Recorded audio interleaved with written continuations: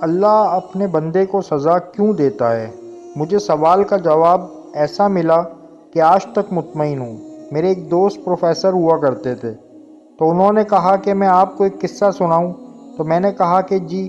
تو انہوں نے کہا کہ پچھلے ہفتے کی بات ہے کہ میں اپنے دفتر میں بیٹھا تھا، اچانک مجھے پیغام ملا کہ امریکہ کی سفیر آپ سے ملنا چاہتی ہیں۔ انہوں نے کہا کہ کتے کو کچھ پرابلم ہے، اس کا علاج کر دیجئے۔ کچھ دیر بعد وہ خاتون اپنے اعلیٰ نسل کے کتے کے ساتھ میرے دفتر میں آ پہنچی۔ بیماری پوچھنے پر کہنے لگی کہ میرے کتے کے ساتھ عجیب و غریب مسئلہ ہے، یہ میرا نافرمان ہو گیا ہے، میں اسے پاس بلاتی ہوں، یہ مجھ سے دور بھاگ جاتا ہے، خدا را کچھ کریں، یہ مجھے بہت عزیز ہے، اس کی بے چینی مجھ سے دیکھی نہیں جاتی۔ میں نے کتے کو غور سے دیکھا۔ 10 منٹ جائزہ لینے کے بعد میں نے کہا کہ میڈم، یہ کتا ایک رات کے لیے میرے پاس چھوڑ جائیں، میں اس کا معائنہ کر کے حل ڈھونڈتا ہوں، یا جو بھی اس کا پرابلم ہے تلاش کرتا ہوں۔ محترمہ سفیر نے بڑی بے دلی سے چھوڑ جانے پر رضامندی بھر لی۔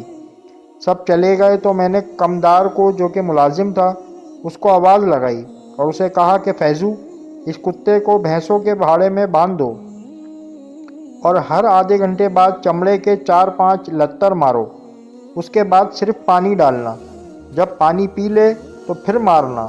کمدار ساری رات کتے کے ساتھ لتر پریڈ کرتا رہا۔ صبح کو وہ خاتون سفیر پورا عملہ لیے میرے آفس میں آ گئی۔ میں نے کمدار سے کتا لانے کو کہا تو وہ کتا لے آیا۔ کتا کمرے میں داخل ہوا، چھلانگ لگا کے سفیر کی گود میں جا بیٹھا، دم ہلانے اور منہ چاٹنے لگا۔ ساتھ ہی کتا مڑ مڑ کے تشکر آمیز نگاہوں سے مجھے بھی دیکھتا تھا، کیونکہ میں نے ہی اسے کمدار سے اس کی رسی چھڑائی تھی۔ سفیر پوچھنے لگی، سر آپ نے اس کا کیا علاج کیا ہے کہ اچانک یہ ٹھیک ہو گیا ہے؟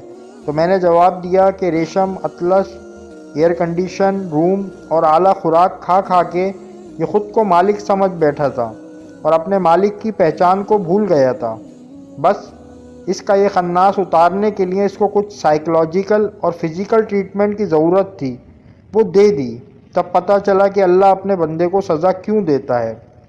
امید کرتے ہیں آپ کو یہ واقعہ پسند آیا ہوگا۔